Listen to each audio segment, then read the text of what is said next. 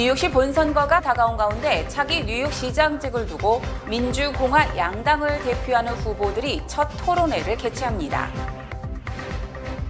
뉴욕시의원 19선거구 공화당 후보로 출마한 비키 팔라디노 시민활동가가 상식이 통하는 정부를 만들겠다고 다짐하며 한인 유권자들의 한 표를 당부했습니다. 뉴욕 시내 전철에서 절도와 강도 사건을 비롯해 전반적인 범죄가 증가한 것으로 나타났습니다. 차도와 인도의 야외 식당을 허용한 뉴욕시가 현재 사용하지 않은 야외 식당은 모두 철거할 것이라고 경고했습니다. 이상은 TKC 뉴스데스크 오늘의 주요 소식입니다. Hi, I'm Dr. Easterling from the New York City Health Department. I know some of you are still deciding whether to get the COVID-19 vaccine or not. I hear the concerns at community events, on social media, and even from my own family and friends. And I am hoping that in conversations with people you trust, that you are getting the information you need to make an informed decision.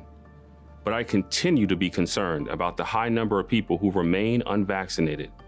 And we know the reality that communities of color were disproportionately affected by COVID-19.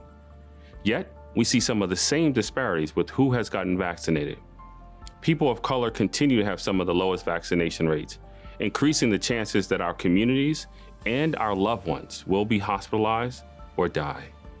If you haven't gotten your vaccine, have a conversation with someone you trust so that we can stop being the most affected, but the least protected against COVID. Thank you.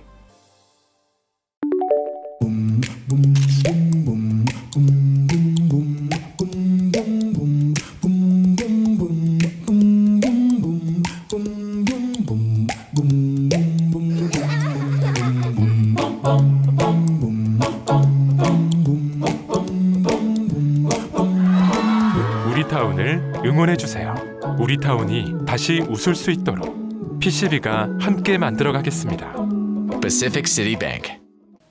시청자 여러분 안녕하십니까? 10월 19일 화요일 TKC 뉴스데스크 첫 소식입니다. 뉴욕시 본선거가 다가온 가운데 차기 뉴욕시장직을 두고 민주공화 양당을 대표하는 후보들이 첫 토론회를 개최합니다. 11월 2일 선거에서 차기 뉴욕시장에 도전하는 에릭 아담스 민주당 후보와 커티스 슬리와 공화당 후보는 20일 저녁 MBC 주최로 첫 토론회를 개최합니다. 길거리 범죄, 전철 범죄, 교육, 노숙자, 주택, 정신건강, 코로나19 백신 접종 의무화, 라이커스 아일랜드, 경제와 일자리 등이 주요 이슈로 토론될 예정입니다. 토론회에 앞서 두 후보는 뉴욕시 공립학생들에 대한 코로나19 백신 의무화에 대한 의견이 갈렸습니다. 에릭 아담스 민주당 후보는 만약 FDA와 공공보건 전문의들이 권고한다면 모든 학생들에 대한 백신을 의무화할 것이라고 말했습니다. 이에 대해 커티스 슬리와 공화당 후보는 백신 의무화는 학생들과 학부모들이 오히려 학교에 출석하지 않게 하는 것이라고 반대했습니다. 뉴욕시장 후보 첫 토론회는 오는 23일부터 시작이 되는 조기 투표에 앞서 진행되는 것입니다. 조기 투표는 오는 23일에서 31일까지 실시됩니다. 뉴욕시의원 19선거구 공화당 후보로 출마한 비키 팔라디노 시민활동가가 상식이 통하는 정부를 만들겠다고 다짐하며 한인 유권자들의 한 표를 당부했습니다. 김유리 기자가 보도합니다. 뉴욕시 내 최대 한인 밀집 지역인 뉴욕시 의원 19선거구에 비키 팔라디노 공화당 후보와 토니 아벨라 민주당 후보가 오는 11월 2일 선거에서 경쟁합니다. 팔라디노 공화당 후보는 17일 본방송을 방문하고 현 시정부에 대한 답답함과 불만을 토로했습니다.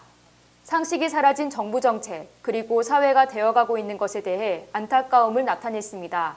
공공안전은 물론이고 자영업자들을 죽이기 위한 정책들로 뉴요커들의 삶을 무너뜨리고 있다고 지적했습니다. We have public safety, which I don't like to call public safety. It sounds too mushy, too light. We need to call it what it really is. We really need to refund our police, get our police back on the streets, allow them to do their job. Everything needs to be cut. Regulations need to be cut. Tax abatements need to be given. People need to lift up. This last 2 years with COVID, are you kidding me? People are dying mentally, physically, emotionally and economically. 와이스톤에서 평생 거주한 팔라디노 후보는 이곳에서 유년 시절을 보냈고 남편과 가정을 이뤘고 시민 활동가로서 주민들의 삶의 질을 향상시키기 위해 발로 뛰어왔다고 자신을 소개했습니다. I'm what you call a kitchen table politicker, plus very active with my PTAs, very active in my community, with my civics. I always know what's going on. I'm always the type of person where people come to me. Oh, for all of my life, since I can remember.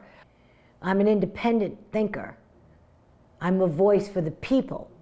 And the people have a lot of different voices that need to be heard on two sides. You have to balance those two sides, come together in the middle, and find a reason and a cure for what's going on. 팔라디노 후보는 뉴욕시 공립학교 영재반 프로그램 폐지와 특목고 시험 폐지는 아시안 커뮤니티에 대한 공격이고 비상식적인 결정이라고 비판했습니다. 최상의 성적을 가진 학생과 최하의 성적을 가진 학생이 한 반에서 공부할 수 없는 것이라고 강조했습니다. If kids achieve, they need to be recognized for their achievements. If kids work hard, they need to be rewarded for working hard. Another thing, if you have a child who is slow, well, they're slow. They are special too. And they need to be catered to as well. So you cannot go mixing the super bright with those who fall behind. 비키 팔라디노 후보는 한인 사회가 더 이상 소수가 아니라고 강조했습니다. 한인 사회와 더불어 아시안 커뮤니티 전체는 이제 뉴욕시의 주류라며 주류답게 자신의 권리를 행사하길 바란다고 말했습니다. You are no longer a minority. Use your voices. Get out there and vote. You matter. And that's why I'm reaching out to the Asians. I'm reaching out to the what they call themselves minorities. No more minorities. You are predominant. You are dominating so many aspects of this city. I need your vote. You need common sense in City Hall. We all need common sense, but your voices need to be heard. And I will be your voice in City Hall. 뉴욕시 의원 19선거구는 퀸즈 베이사이드와 칼리지 포인트, 플러싱, 어번데일, 화이트스톤, 리틀렉 일부 지역을 포함하고 있습니다. 뉴욕 시내 전철에서 절도와 강도 사건을 비롯해 전반적인 범죄가 증가한 것으로 나타났습니다. 18일 밤 11시 40분쯤 첼시의 28번가에 있는 1번 열차 승강장에서 23세 남성이 병에 머리를 맞아 병원으로 이송된 사건이 발생했습니다. 피해자는 벨뷰 병원으로 옮겨져 안정된 상태지만 약 20바늘을 꿰맨 것으로 알려졌습니다. 이처럼 18일 MTA 이사회에서 발표된 자료에 따르면 9월 한 달간 전철 내 절도 사건이 50% 급증하는 등 전철 범죄가 전반적으로 증가한 것으로 나타났습니다. 전철 이용 승객이 늘어남에 따라 범죄 경향도 늘어난 것으로 분석됩니다. 전철 내 강도 사건은 9월 한 달 동안 52건 발생해 전달 대비 18% 증가했으며 강도 사건도 지난해 같은 시기와 비교해 18% 증가한 것으로 나타났습니다. 경찰에 따르면 희생자 중 상당수는 잠들거나 주의를 기울이지 않고 있었던 것으로 전해졌습니다. MTA 시민자문위원회의 리사 다글리아는 가능한 한 어디를 가든지 주의를 기울이고 휴대폰에 시선을 고정하지 말고 주변을 잘 살펴보라고 말했습니다. MTA 측은 이 같은 범죄 증가에 대해서 순찰하는 경찰관 수가 늘었고 모든 역에 감시 카메라가 설치돼 있다면서 전철이 뉴욕시 대부분의 장소보다 안전하다고 주장했습니다. 차도와 인도의 야외 식당을 허용한 뉴욕시가 현재 사용하지 않는 야외 식당은 모두 철거할 것이라고 경고했습니다. 드블라지오 뉴욕시장은 18일 브리핑에서 뉴욕시 교통국에 야외 식당이 실제로 사용되고 있는지를 전수조사하고 만약 사용하지 않는 공간은 철거하고 다시 주차 장소 등으로 환원하라고 지시를 했다고 밝혔습니다. 현재 뉴욕시에는 최소 10,000개 이상의 야외 식당이 허가를 받아 인도와 차도를 점유하고 있으며 활발하게 운영되고 있는 야외 식당은 영구화한다는 계획을 가지고 있습니다. 하지만 일부 식당은 실내 영업이 허용돼 주최자 도로만 점거한 채 야외 식당 운영을 하지 않아 교통체증과 보행자 불편을 초래한다는 비판이 제기되자 전수조사에 나선 것입니다. 퀸즈 롱아일랜드 시리가 지난 10년간 뉴욕시에서 아시안 인구가 가장 급증한 지역인 것으로 드러났습니다.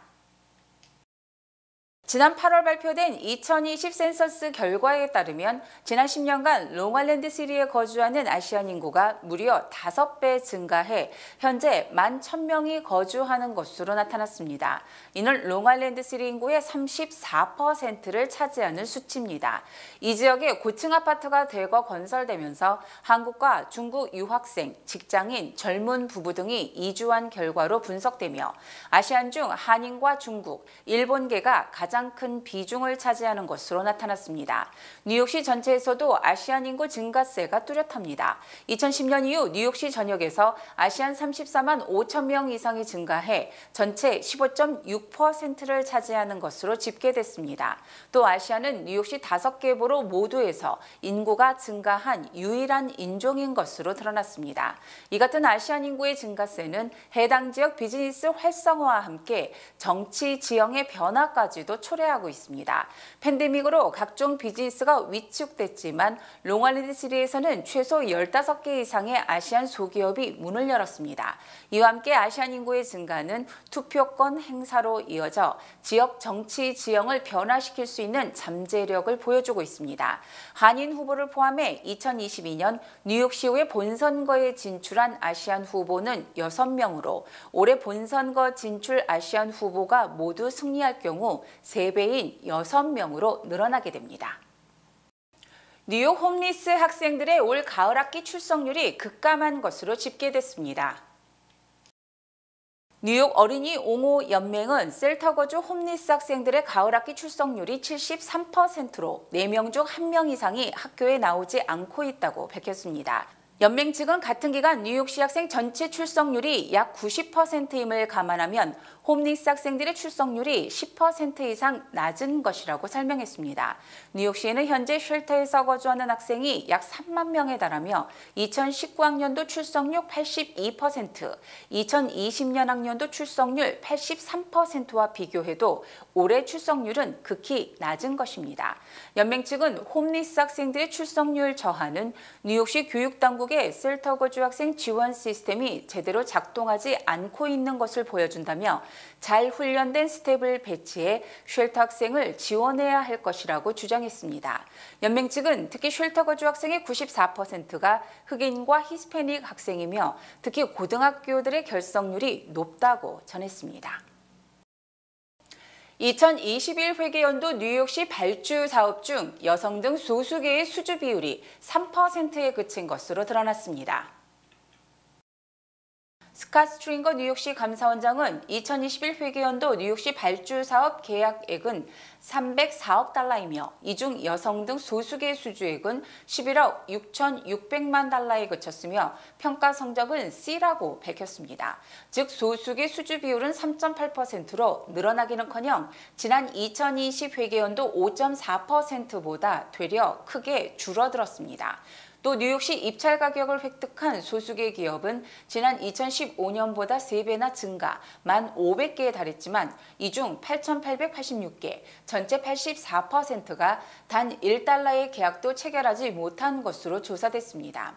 반면 지난해 3월부터 올해 7월까지 뉴욕시 코로나19 관련 발주 사업 총액은 35억 달러로 이 중 여성 등 소수계 수주액은 16%를 차지한 것으로 집계됐습니다. 코로나19 발주 사업 중 여성 소유 기업은 전체 9%인 3억 800만 달러, 아시안 소유 기업은 5%인 1억 6,130만 달러를 수주했으며 흑인과 히스패닉은 4,300만 달러와 4,100만 달러로 각각 1%를 조금 넘는 데 그쳤습니다. 스트링거 감사원장은 내년 새 뉴욕시장이 취임을 하면 첫 100일 동안 소수계 수주 차별을 극복할 수 있도록 다양성, 평등성 등의 최우선 순위를 둬야 한다고 주장했습니다. 시에나 칼리지 여론조사 결과 캐시 호컬 뉴욕 주지사가 주지사 선거 여론조사에서 선두를 달리는 것으로 조사됐습니다. 시에나 칼리지는 오늘 민주당 유권자 대상으로 여론조사를 실시한 결과 차기 뉴욕 주지사로 호컬 주지사를 지지한다는 답변이 31%로 쿠오모 전 주지사 17%를 크게 앞질렀다고 밝혔습니다. 또 레티샤 제임스 뉴욕주 검찰총장은 14%로 3위를 기록했고 저메인 윌리엄스 뉴욕시 공익옹호가는 7%, 드블라지오 뉴욕시장은 6%로 조사됐습니다. 쿠오모 전 주지사를 제외한 조사에서도 호컬 주지사는 39%로 20%를 얻은 제임스 검찰총장을 2배가량 앞섰고 드블라지오 시장은 10%, 윌리엄스 옹호가는 8%로 나타났습니다. 또 호컬 대 제임스 양자 대결에서는 호컬 주지사가 47%로 31%의 제임스를 앞섰고 부동층이 22%로 집계됐습니다. 이에 앞서 지난주 마리스 칼리지 여론조사에서도 호컬 주지사가 압도적 선두를 달렸습니다. 바이든 행정부가 중남미 출신 나홀로 미리국 어린이들을 뉴욕주 근교 지역에 대거 이주시킨 것으로 드러났습니다. 뉴욕 포스트는 지난 13일 밤 10시 49분과 15일 밤 9시 52분에 멕시코주를 출발 웨체스터 카운티 공항에 2대 전세기가 착륙했으며 이 비행기에서 10대와 20대 초반의 나홀로 미리국사들이 대거 탑승한 것으로 확인됐다고 말했습니다. 이들은 이 공항에 내린 뒤 뉴저지주 거주 친척 또는 스폰서에게 보내졌으며 일부는 롱아일랜드 사유셋의 머시퍼스트 등 미리국자 정착시설에 보내진 것으로 드러났습니다. 뉴욕포스트는 항공기 추적 사이트 분석 결과 지난 8월 8일 이후 멕시코에서 웨체스터 카운티 공항에 모두 21차례 전세기가 착륙, 2천여 명의 미리국자가 도착한 것으로 추정이 된다고 밝혔습니다. 또 이들 전세기 대부분은 자정에서 새벽 6시 30분 사이에 착륙했으며 8월 20일에는 휴스턴을 출발, 새벽 2시 13분과 4시 29분에 착륙했다고 전했습니다. 이처럼 바이든 행정부가 심야에 나홀로 미리국자를 뉴욕으로 수송한 것은 이 지역 거주자들의 반발을 막기 위한 것으로 풀이됩니다. 미국 상위 10% 부자들이 미국 전체 주식의 약 90%를 소유한 것으로 조사됐습니다. CNBC 방송은 FRB 최신 데이터를 인용해 지난 2분기 기준 미국에서 상위 10% 부자들이 소유한 주식이 미 전체 주식의 89%로 사상 최대를 기록했다고 보도했습니다. 코로나19 이전 하위 10% 미국인이 보유한 주식은 전체 12%였으나 코로나19 이후 약 1%가 줄어든 것이며 이는 팬데믹이 부의 불평등을 확신시켰음을 보여주는 증거가 되고 있습니다. 특히 지난해 1월부터 올해 6월까지 18개월간 상위 10% 미국인이 보유한 주식 가치는 43%나 급증, 하위 90% 미국인의 주식 가치 증가분 33%보다 10%포인트가량 가치가 더 올랐습니다. 또 팬데믹 이후 20, 30대 젊은 층의 주식 투자가 많았지만 부자들보다 상대적으로 높은 가격의 주식을 샀고 대출을 받아 투자한 사람들은 단기간에 이익을 실현하기 위해 자주 주식을 사고 팔아 수익률은 낮고 수수료 부담은 더 컸던 것으로 나타났습니다. 한편 2분기 말 미국 상위 1% 부자의 자산은 미국 전체 자산의 32%로 역대 최대를 기록했습니다. 내년에 제로금리가 마감될 것으로 예상됨에 따라 내년에 모기지 금리가 대폭 오르고 대출 역시 감소할 것으로 전망됩니다. CNBC는 내년에 모기지 금리가 오르면서 모기지 대출이 올해보다 크게 줄어들고 이에 따라 주택시장 경기도 냉각될 수 있다고 보도했습니다. CNBC는 지난주 30년 고정 모기지 금리가 평균 3.05%지만 모기지 은행협회는 내년에 30년 모기지 평균 금리가 4%까지 치솟을 것으로 전망했다고 전했습니다. 특히 내년에는 모기지 금리 상승으로 모기지 대출 신청이 감소, 대출액 총액이 올해보다 33%나 줄어 2조 5,900억 달러에 그칠 것으로 예상됐습니다. 모기지 중 신규 모기지 신청은 올해보다 9% 늘어난 1조 7,300억 달러에 달하지만 리파이낸싱은 8천억 달러로 올해보다 62%나 급감할 것으로 전망됐습니다. 경제 전문가들은 모기지 금리가 급속하게 오르지 않으면 주택시장이 이를 흡수할 여력이 충분하지만 만약 빠른 속도로 오른다면 주택시장 침체로 이어질 것으로 우려했습니다. 트럼프 전 대통령이 지난 1월 6일 의회 난동 사건 당시의 백악관 문서 공개를 막기 위해 소송을 제기했습니다. 트럼프 전 대통령은 어제 워싱턴 DC 연방법원에 의회 난동 사건을 조사 중인 하원 특별조사위원회와 국립문서관리소를 상대로 백악관 문서 공개 금지 소송을 제기했습니다. 트럼프 전 대통령은 하원 투기가 요구하는 백악관 문서 범위가 너무 광범위하고 법안 작성에 활용한다는 입법 목적이 결여돼 있기 때문에 공개를 하면 안 된다고 주장했습니다.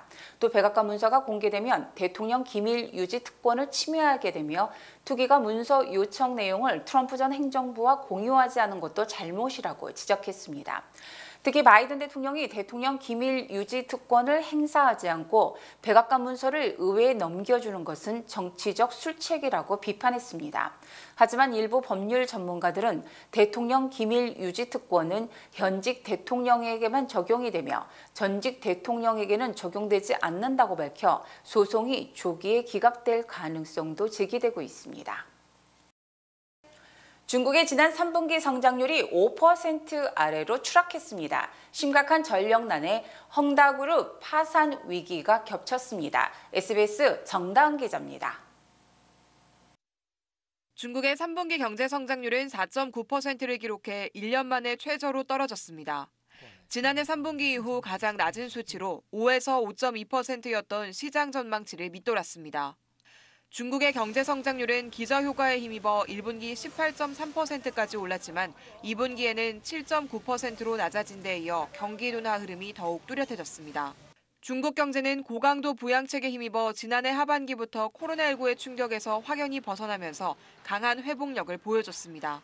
하지만 최근 중국 곳곳을 덮친 전력 부족과 공급망 차질, 부동산 시장 규제 등이 동시다발적으로 영향을 미치면서 성장 동력이 약해진 걸로 분석됩니다. 중국의 9월 산업 생산 증가율도 지난해 같은 기간 대비 3.1%로 8월의 5.3%보다 낮아졌습니다. 다만 9월 소매 판매액 증가율은 4.4%로 전월의 2.5%보다 높아졌습니다. 올해 중국 경제 성장률 전망치도 낮아지고 있습니다. 국제통화기금은 전망치를 8.1%로 낮췄고 골드만삭스를 비롯한 투자기관들은 8% 미만으로 전망치를 수정했습니다. 일각에서는 경기 급냉의 여파가 내년까지 이어지면서 중국의 올해 4분기 경제 성장률이 더 떨어질 수 있다는 관측도 나오고 있습니다. 중국 정부는 지난 3월 전국인민대표대회에서 올해 경제 성장률 목표를 보수적으로 잡아 6% 이상으로 제시한 바 있습니다. SBS 정다은입니다. 주요 단신 전해드립니다. 북한이 한국 시간 19일 오전 동해상으로 정체미상 발사체를 발사했으며 잠수함 발사 미사일로 추정됩니다. 뉴욕시경 소속 경찰관 65명이 지난해 백인 경찰에 피살된 조지 플로이드 항의 시위 과정에서 공권력을 과도하게 집행한 혐의로 정직, 휴가 축소 등 징계를 당한 것으로 확인됐습니다. 라이커스 아일랜드 교도소에서 지난주 수감자 1명이 코로나19로 숨진 데 이어 18일 57세 수감자가 자살을 기도 병원에서 치료를 받다가 목숨을 잃었습니다. 최근 일주일간 미국 30대 대도시에서 약 6천 건의 퇴거 소송이 제기됐으며 뉴욕시는 310건으로 휴스턴과 피닉스에 이어 세 번째로 많았습니다. 파업 돌입을 예고했던 영화와 TV 산업 근로자 6만 명을 대표하는 노조와 헐리우드 제작사가 임금 인상, 휴식 시간 확대 등을 골자로 한 향후 3년간의 계약안에 대해 잠정 합의, 헐리우드시 파업 위기를 넘겼습니다. 지난 16일 큰딸을 시집보낸 빌 게이츠 마이크로소프트 창업자가 결혼 생활을 유지하던 14년 전에도 회사 여직원에게 사랑을 고백하는 이메일을 보냈다가 경영진에게 발각돼 경고를 받은 것으로 드러났습니다. 세계 최대 전자상거래 업체 아마존이 지난 9월 16만 5천 명을 채용한 데 이어서 연말 쇼핑 시즌에 대비 임시 계절 노동자 15만 명을 추가 채용하기로 했습니다. 지난 16일 미국과 카나다 선교단 17명을 납치한 IT 범죄 조직이 몸값으로 총 1,700만 달러를 요구했다는 사실이 알려졌습니다. 정재건 작가가 2021 아트엑스포 뉴욕에 전시합니다. 전 세계 아티스트가 참여하는 아트엑스포 뉴욕은 10월 28일부터 31일까지 개최됩니다. 지난 2019년 아트엑스포에서 제2청의 이름으로 성공적인 작가 데뷔를 한 정 작가는 인생 3막에 들어서 아티스트의 꿈을 이루고 있습니다. 2021 아트엑스포 뉴욕은 맨해튼 피어 36에서 열립니다. 정 작가의 작품뿐 아니라 수만 개의 작품을 감상할 수 있는 기회를 놓치지 않길 바랍니다. H마트 리지필드점에서 돌려라 행운의 룰렛 이벤트를 진행합니다. 2022년 1월 2일까지 매주 금요일, 토요일, 일요일 오후 12시부터 8시까지 40달러 이상 구매 시 1번, 80달러 이상 구매 시 2번, 150달러 이상 구매 시 룰렛에 3번 참여하실 수 있습니다. 리지필드점에서 40불 이상 구매하시고 룰렛 이벤트에서 경품 받아가세요. 여러분들의 많은 성원 부탁드립니다. 외국에서도 꼭 챙겨야 할 소중한 나의 한 표. 아직 안 하셨다면 지금 바로 신고 신청하세요. 제20대 대통령 재외선거를 투표하려면 2022년 1월 8일까지 국외 부재자 재외선거인 신고 신청을 해야 합니다. 자세한 신고 신청 방법은 인터넷 ova.nec.go.kr 또는 공관 방문 또는 우편 등이 가능합니다. 한 표의 기적, 제20회 대통령 재외선거 신고 신청으로 시작됩니다. 순두부 전문점 소공동 두부마을이 오픈했습니다. 소공동 두부마을의 자랑, 순두부찌개와 순두부 칼국수가 얼큰하게 준비되어 있으며 뜨끈한 돌판 비빔밥과 코리안 BBQ도 여러분들을 찾아갑니다. 여러분들의 많은 성원과 관심 부탁드립니다. 코로나19로 인해 모두가 힘든 요즘 CMM 기독의료 상조회가 여러분의 의료비 걱정을 덜어드립니다. 25년간 크리스천들이 함께해온 CMM 기독의료 상조회와 함께 의료비 대책을 마련하세요. CMM 설명회도 개최하고 있습니다. 날씨 전해드립니다. 수요일인 내일은 대체로 맑겠습니다. 내일 낮 최고 기온은 76도, 밤 최저 기온은 57도입니다. 해 뜨는 시각은 오전 7시 13분, 해 지는 시각은 오후 6시 7분입니다.